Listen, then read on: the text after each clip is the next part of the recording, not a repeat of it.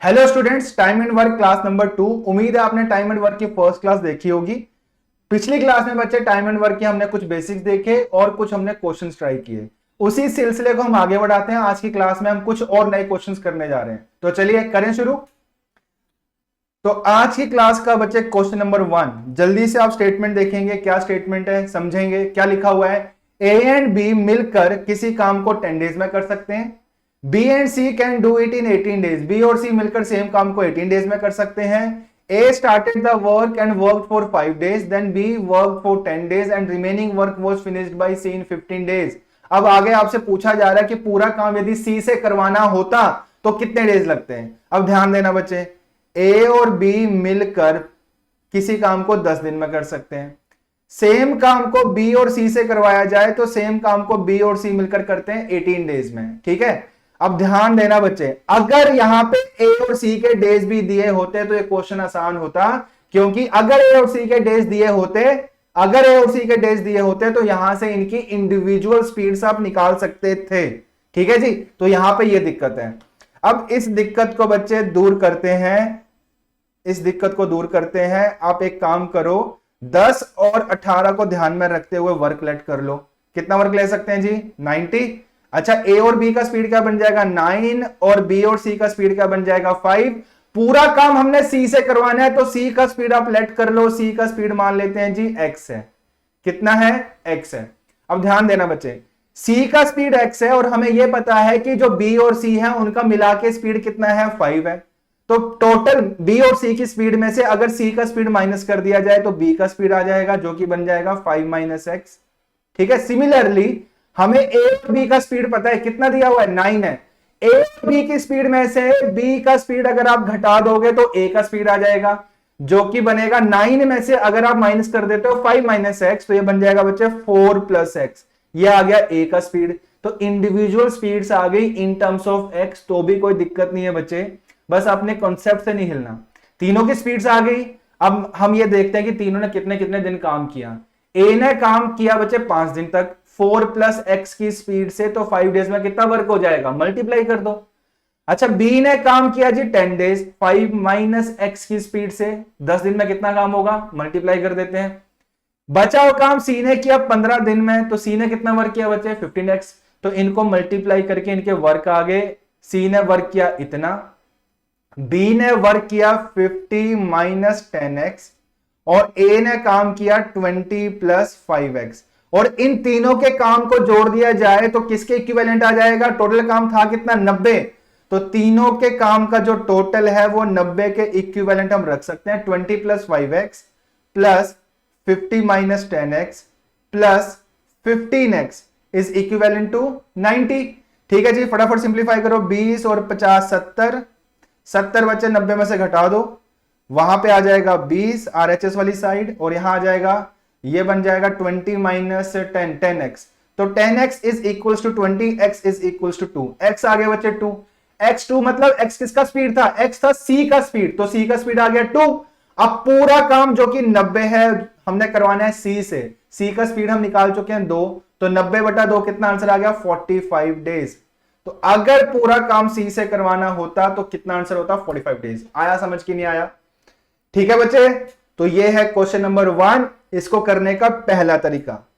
अब सीखते हैं दूसरा तरीका। ठीक है, ज्यादा फर्क नहीं है, थोड़ा सा जरूर फर्क पड़ेगा, थोड़ा सा टाइम आप जरूर बचा सकते हो। अब जो मैं तरीका लगाऊं बताने उसमें ध्यान देना बच्चे, लेकिन दूसरे वाले तरीके में थोड़ा सा रीजनिंग लगने वाला है। आपको ये चीज खुद सोचनी पड़ेगी, देखना जरा ध्यान से। देखो, चीजें तो वही हैं कि ए और बी ने काम किया 10 दिन, ए और बी किसी काम को 10 दिन में कर सकते हैं। बी और सी मिलकर सेम काम को 18 दिन में कर सकते हैं। किस काम को, 90। ए और बी का स्पीड आ गया जी 9, बी और सी का स्पीड आ गया 5। अब हमारे पास पेयर्स में स्पीड्स हैं, ए और बी की स्पीड है, बी और सी की स्पीड है। ठीक है, अब ध्यान देना, आगे लिखा हुआ है कि ए ने काम किया 5 डेज, ए ने काम किया 5 डेज, समझाने के लिए चीजें लिख रहा हूं। बी ने काम किया है जी 10 डेज, बी ने काम किया है 10 डेज, और सी ने काम किया जी 15 डेज। कितने दिन, 15 डेज।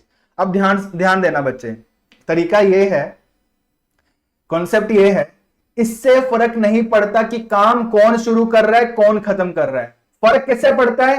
कौन कितने कितने दिन काम कर रहा है। ठीक है जी, ये लाइन ध्यान रखना, ये स्टेटमेंट ध्यान रखना मेरी। इससे फर्क नहीं पड़ता कि काम कौन शुरू कर रहा है कौन खत्म कर रहा है। फर्क किससे पड़ता है? कि किसने कितने कितने दिन काम किया। ठीक है, तो इन चीजों को ध्यान में रखते हुए, इन डेज को ध्यान में रखते हुए अगर मैं मानकर चलूं कि ए और बी ने मिलकर काम किया, बच्चे ध्यान देना, ए और बी ने मिलकर काम किया 5 डेज।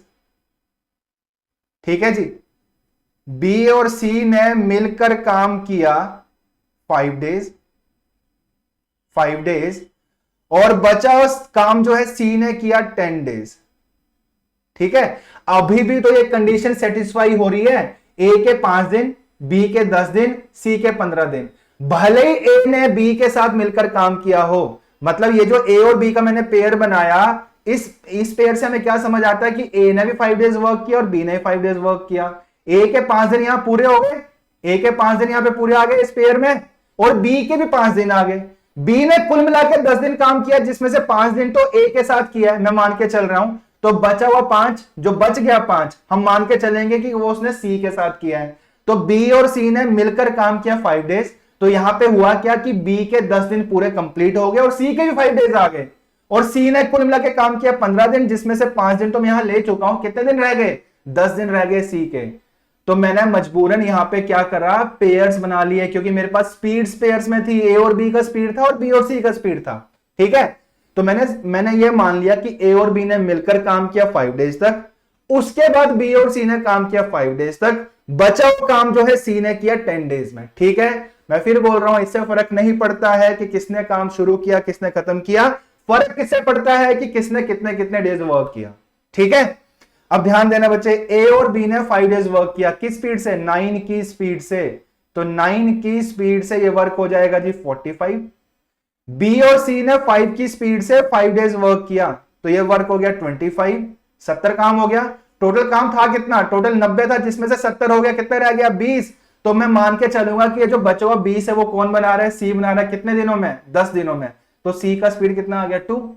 समझ आया? तो सी का स्पीड आ गया बच्चे 2। अब पूरा काम हमने करवाना किससे? सी से। सी का स्पीड 2 है, पूरा काम है कितना? 90, और सी का स्पीड है 2, तो कितना आंसर आ जाएगा? 45 डेज। आया समझ कि नहीं आया? समझाने में भले ही टाइम लगा बच्चे, ठीक है, लेकिन समझाने के लिए स्टेप्स लिखने जरूरी थे, तो चीजें समझ आई।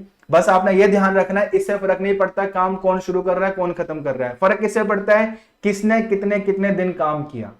तो ये हो गया बच्चे क्वेश्चन नंबर 1। चलो नेक्स्ट क्वेश्चन, क्वेश्चन नंबर 2। बच्चे क्वेश्चन नंबर 2 एक क्वेश्चन में और करवा देता हूं, फिर एक ऐसा ही क्वेश्चन आपके लिए आपने खुद ट्राई करना है, और जो भी आंसर होगा आपने कमेंट बॉक्स में लिखना है। तो क्वेश्चन नंबर 2 तो मैं खुद करवा रहा हूं। देखो जी, A and B together can do a work in 12 days. A और बी मिलकर किसी काम को 12 दिन में कर सकते हैं।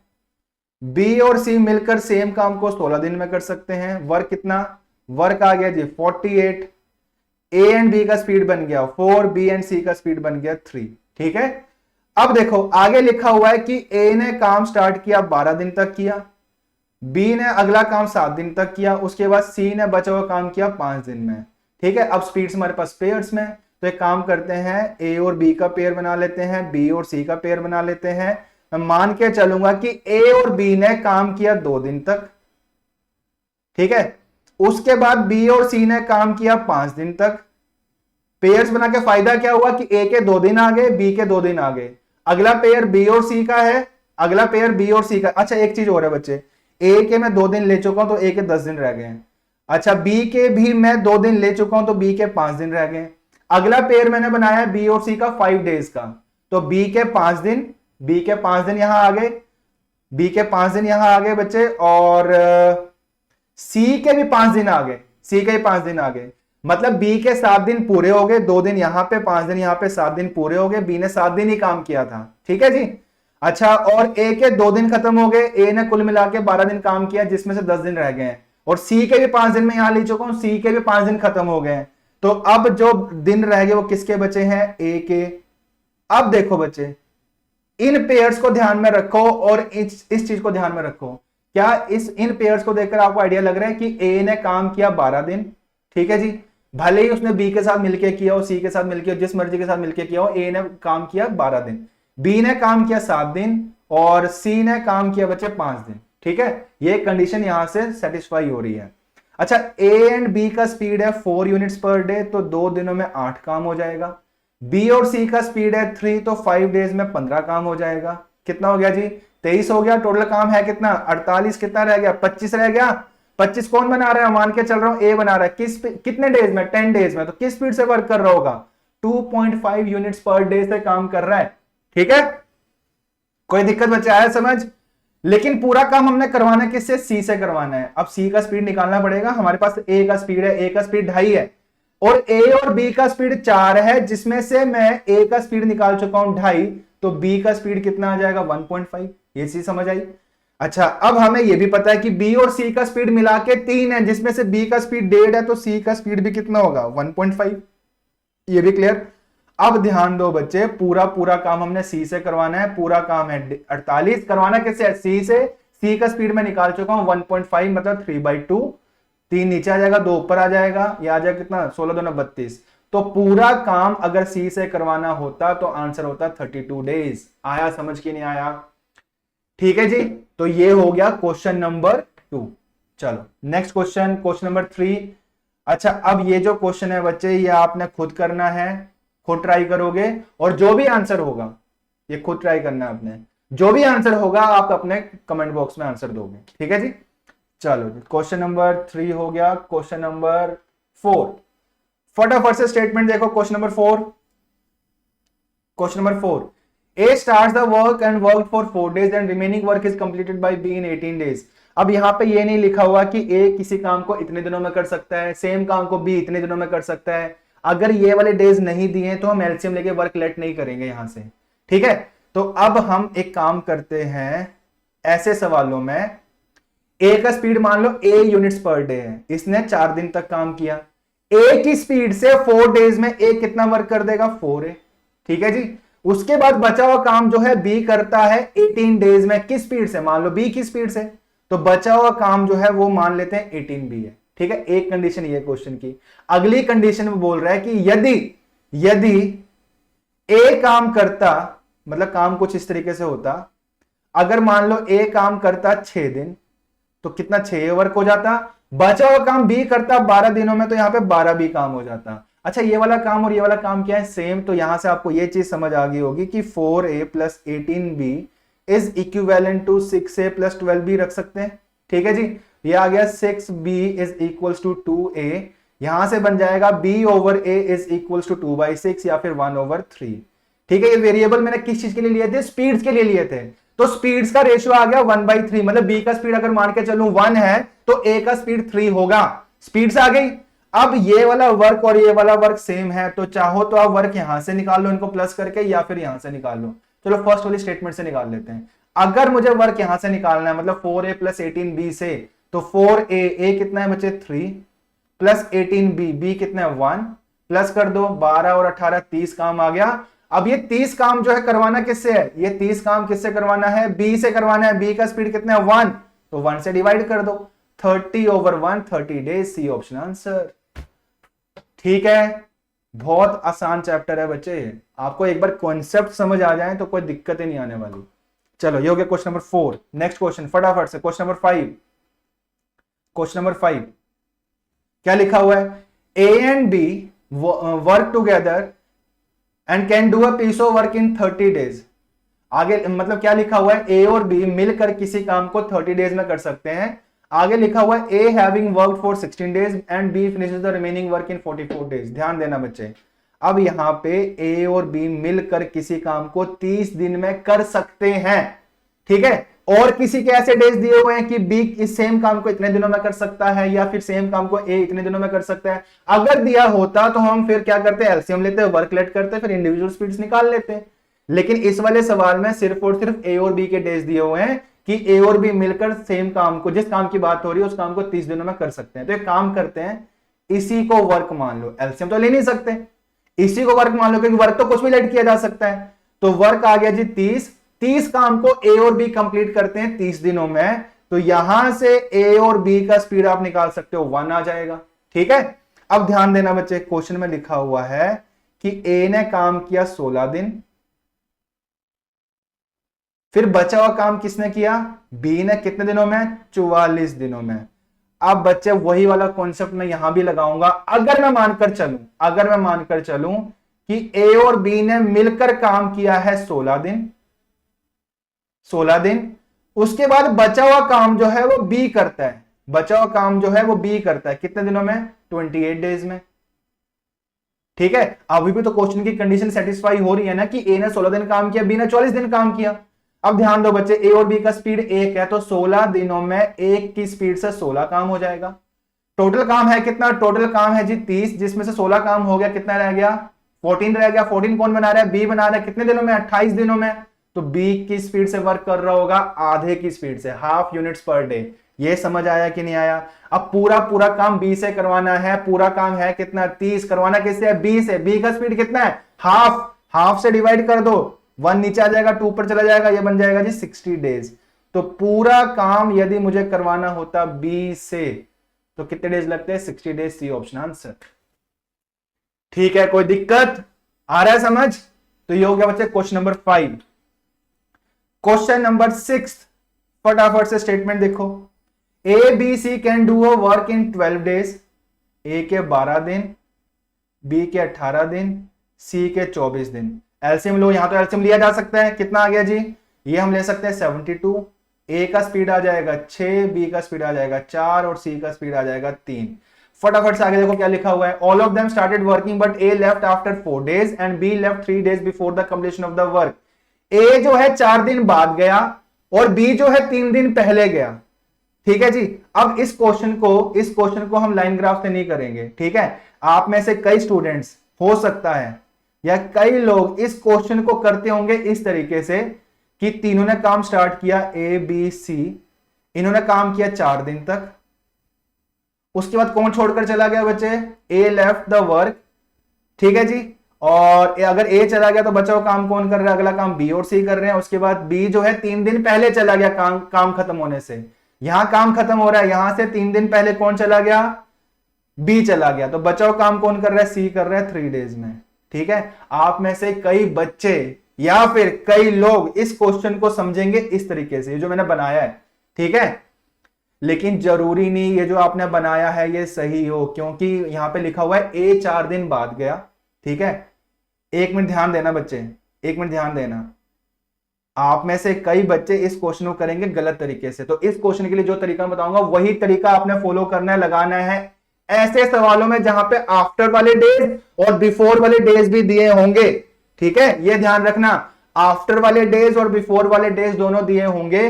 तो इन सवालों को जो तरीका मैं बताऊंगा वही फॉलो करना है आपने, नहीं तो गलत कर दोगे। मैं फिर कह रहा हूं, ठीक है, आप में से कई बच्चे इस सवाल को समझेंगे इस तरीके से, हो सकता है इस तरीके से आंसर आ जाए, लेकिन हर क्वेश्चन का आंसर नहीं आने वाला इससे। किन टाइप के सवालों में, जहां पे आफ्टर बिफोर दोनों लिखा होगा वहां। ठीक है, तो इस तरीके से इस टाइप के सवाल नहीं करने हैं। और क्यों नहीं करने, मैं जरा सा आपको समझा देता हूं। देखो, मान लेते हैं कि ए बी सी ने काम किया यहां पे, यहां से यहां तक 4 दिन तक, और सवाल में लिखा हुआ है कि जो बी है वो 3 दिन पहले गया है। अच्छा, 3 दिन पहले, काम खत्म होने से 3 दिन पहले, तो जरूरी है 3 दिन पहले यहां बन रहे हो, यहां भी तो बन सकते हैं 3 दिन पहले, या फिर यहां भी बन सकता है 3 दिन पहले, या फिर 3 दिन पहले मैं यहां भी तो ले सकता हूं, ओवरलैप कर जाएगा। तो मैं मान के चल सकता हूं कि जो बी है वो यहां गया है, तो ये वाला काम किसने किया है, सी ने किया है। बच्चे अब समझ आया, ऐसे सवालों में काम ओवरलैप हो सकता है। ठीक है, तो इस तरीके से सवाल नहीं समझना है। तो सर फिर करें कैसे, तो मैं समझा रहा हूं बच्चे, ध्यान से सुनना, फटाफट ध्यान देना बच्चे, जल्दी से फटाफट। देखो जी, इस तरीके से तो बिल्कुल नहीं करेंगे।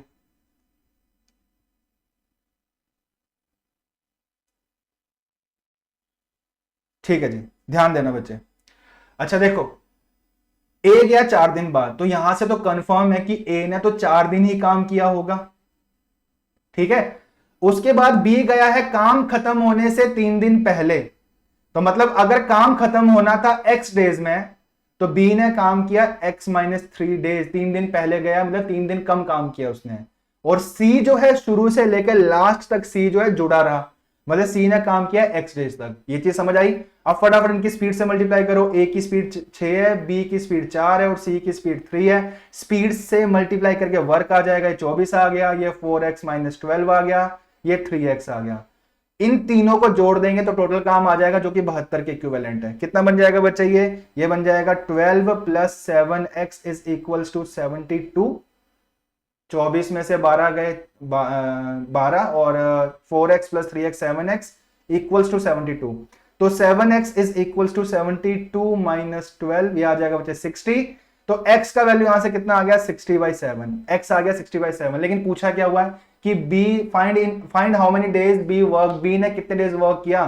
तो b ने काम किया है x माइनस 3 डेज, मतलब 60/7 माइनस 3 कितना आ जाएगा? ये आ जाएगा बच्चे 60 माइनस 21, ये आ जाएगा 39/7 डेज। तो कौन सा ऑप्शन आंसर बनेगा? ए ऑप्शन आंसर बनेगा। ठीक है जी। मिक्स्ड फ्रैक्शन में 5 and 4/7 डेज। आया समझ की नहीं आया?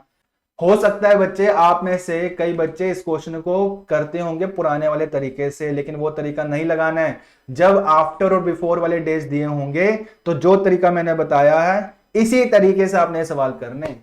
तो ठीक है बच्चे, तो जो भी करवाया समझ आया, जो भी करवाया समझ आया। तो आज के लिए बच्चे इतना ही, अगली क्लास में मिलेंगे नए सवालों के साथ। धन्यवाद।